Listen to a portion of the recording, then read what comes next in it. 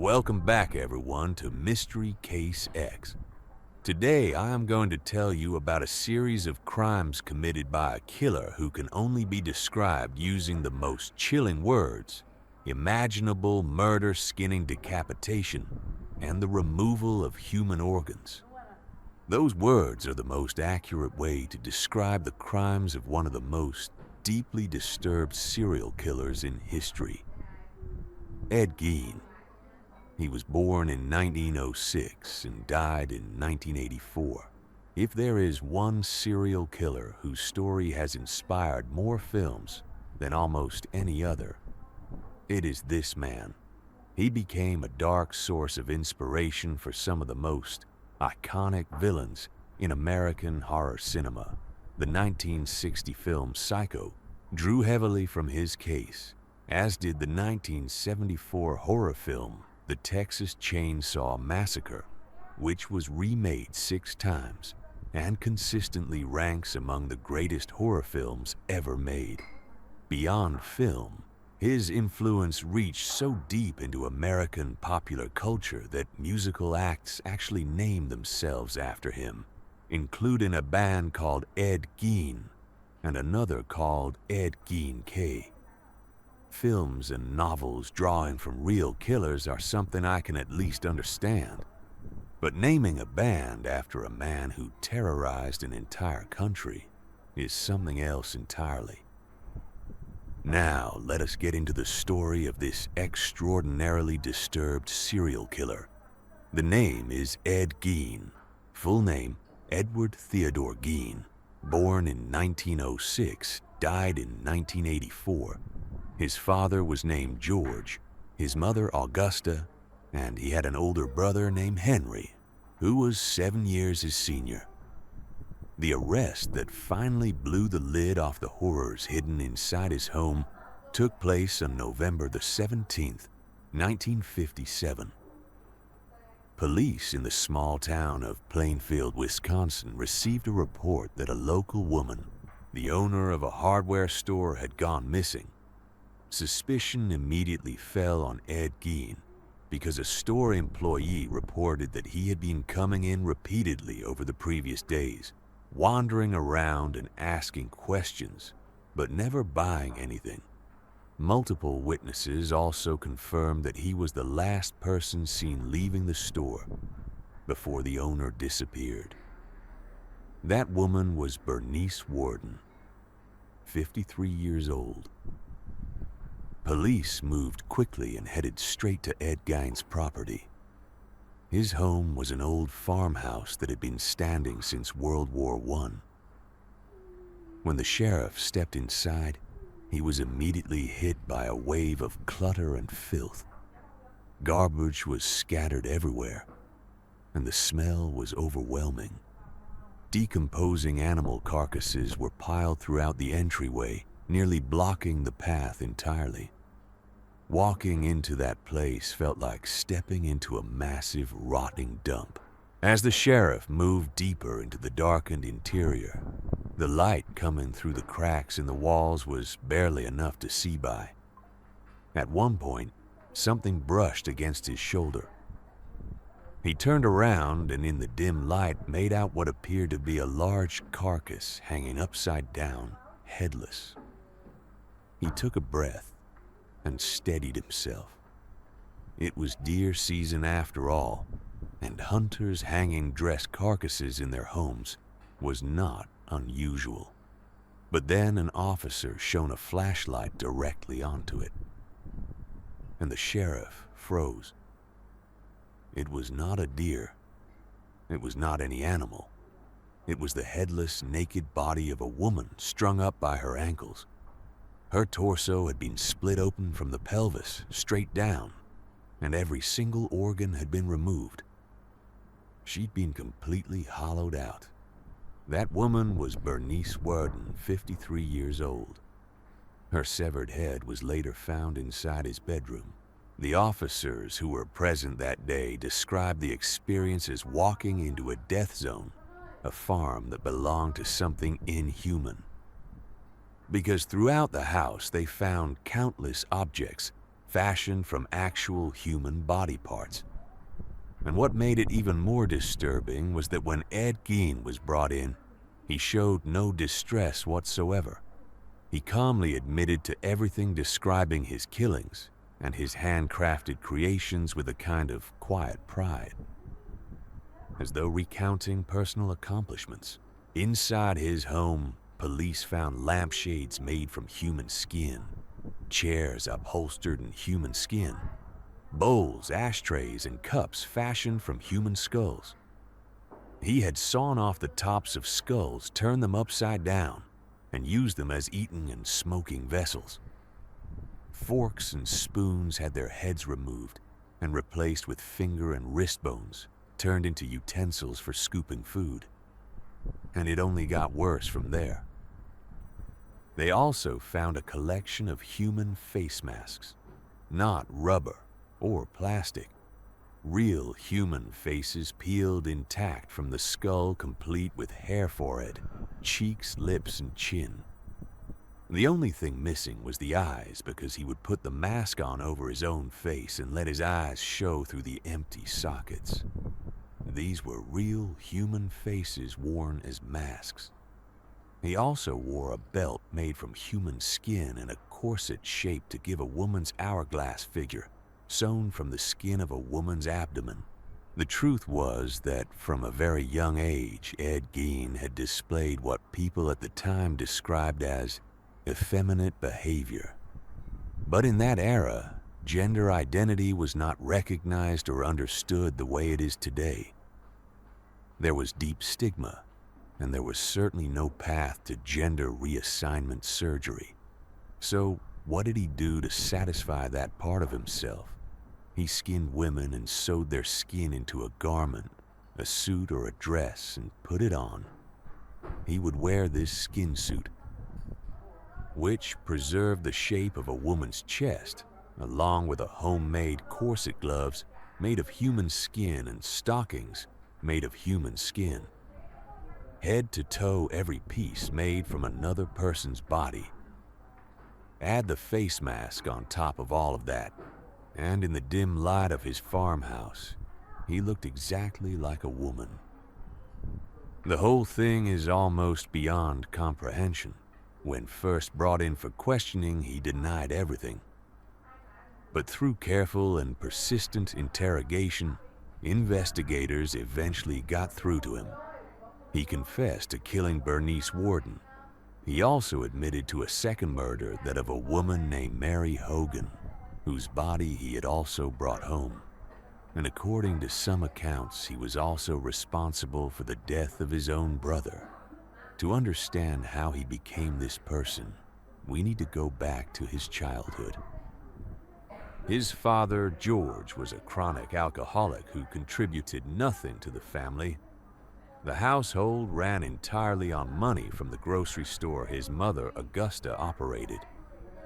Augusta was deeply religious, but not in any ordinary sense.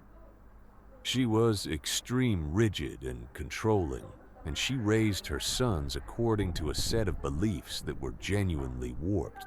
From the time they were small children, she hammered into both boys that their father was a coward and a failure, and that they themselves were useless burdens who would never amount to anything. She also instilled in them a toxic conviction that every woman in the world apart from herself was filth and moral corruption. Her stated reason for this was to protect her sons from worldly temptation and desire. As for the father, George was not just a drunk. He was terrified of his wife and never pushed back against her once. But he took out all of his frustration on his sons, beating and berating them regularly, the classic pattern of someone crushed by one relationship, taking it out on those with even less power. Living inside that dynamic only reinforced what Augusta taught.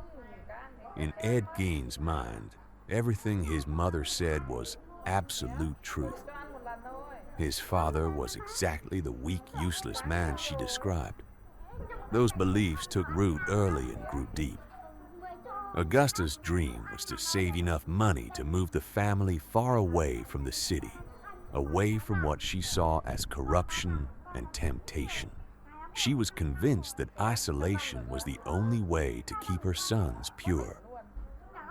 In 1914, the family sold everything and bought a remote farm on the outskirts of Plainfield, Wisconsin. The property sat alone in open fields with the nearest neighbor a full mile away.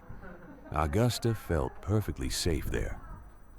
The boys still attended school, but Ed Gein was essentially cut off from the world around him. He had no friends. His mannerisms made him an easy target for ridicule, and most other children kept their distance. But Ed did not seem to care, because his mother had told him not to mix with other people, and pleasing her was all that mattered. He went to school and came straight home every single day. Despite pouring all of his emotional energy into his mother, she remained cold toward him, rarely speaking to him with any warmth. His only real relationship was with his brother Henry. From childhood onward, he was shaped by isolation, by his father's violence, and by his mother's relentless, poisonous control. The combination quietly destroyed him from the inside.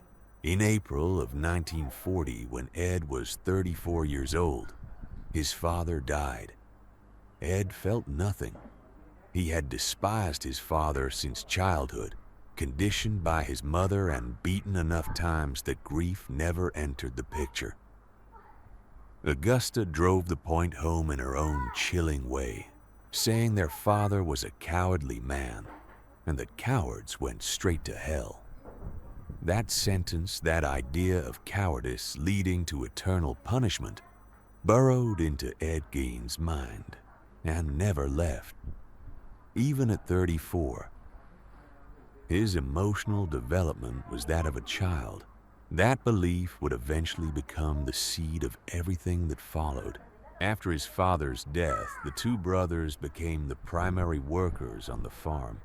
Neighbors sometimes asked Ed to watch their young children while they worked, and he took to it naturally.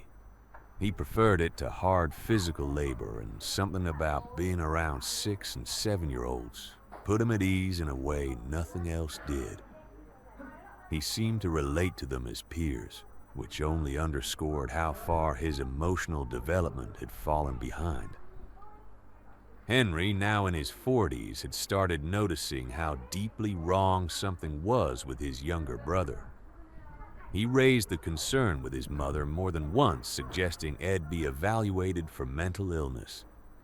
Augusta dismissed it every time and insisted Ed was perfectly normal. The arguments between them became heated. Ed heard all of it, and a new thought took shape in his mind. His brother was disrespecting their mother, and that deserved punishment. What followed was perhaps inevitable. On May 16, 1944, a field on the Gein property caught fire. Both brothers went out to fight it. The next morning, when the fire had died down, only Ed Gein was found. Henry was gone. Ed led police directly to his brother's body without hesitation. He told them he had been knocked down by something during the fire, and when he got back up, Henry was nowhere to be seen. Henry's body was right where Ed said it would be, but the details were suspicious. The body lay far from the burned area. The back of his head, his forehead, and the top of his skull showed heavy bruising and pooled blood. There were no burns on his body whatsoever, and no signs of someone who had been overcome by smoke while trying to escape. Despite all of this, police recorded the cause of death as asphyxiation from smoke inhalation. Forensic capabilities were limited at the time, and the investigation was handled carelessly. And looking at the slight, soft-spoken Ed Gein, nobody thought him capable of killing his own brother. He only admitted to it years later after his arrest. Some time after Henry died, Augusta suffered a stroke and passed away. Her death shattered Ed Gein completely. She had not just been his mother. She had been his anchor, his God, the only living person he had ever allowed himself to love. He collapsed. It took him a very long time to function again. There are accounts suggesting he kept her body in the house for several days before finally allowing her to be buried. From that point on, Ed Gein was completely alone. He locked himself in the house and buried himself in books, the kind that fed his deteriorating mind: anatomy, textbooks, accounts of wartime experiments, documentation of Nazi atrocities, literature on serial killers. He read obsessively, and slowly those dark ideas began eating through whatever was left of his sanity. He started visiting cemeteries, not to pay respects. He followed the obituary pages in local newspapers, and whenever a woman had recently been buried, he would go out that same night with a shovel. He targeted women who were around the same age as his mother. He brought the bodies home, laid them on a table, and got to work. From their skin and bones, he built the collection of objects described earlier: chairs, skull bowls, bone utensils. The things found inside his house, and eventually digging up graves, was no longer enough.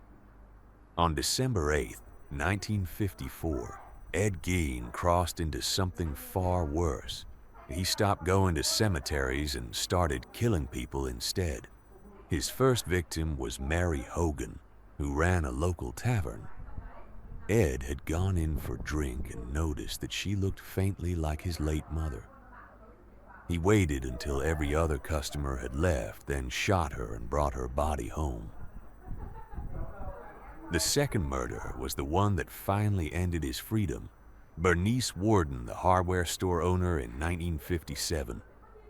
In total, he confessed to killing 2 women and murdering his own brother. Throughout his legal proceedings, his mental state was so unstable that he was repeatedly moved between court appearances and psychiatric facilities. In 1968, doctors formally diagnosed him with schizophrenia. He was not sentenced to death, but to life confinement at the Wisconsin State Hospital for the criminally insane, where he remained until he died on July 26, 1984, at the age of 77. Looking back at the full arc of Ed Gein's life, what kind of psychological damage produces something like this? The answer lies in a combination of total isolation from the outside world and the total domination of a mother who functioned in his mind as something between a parent and a deity. In his worldview, only 2 beings held any authority: his mother and God. And his mother had planted a fear deep in his mind from the time he was a boy. That cowardice led to hell. He needed to prove he was not like his father.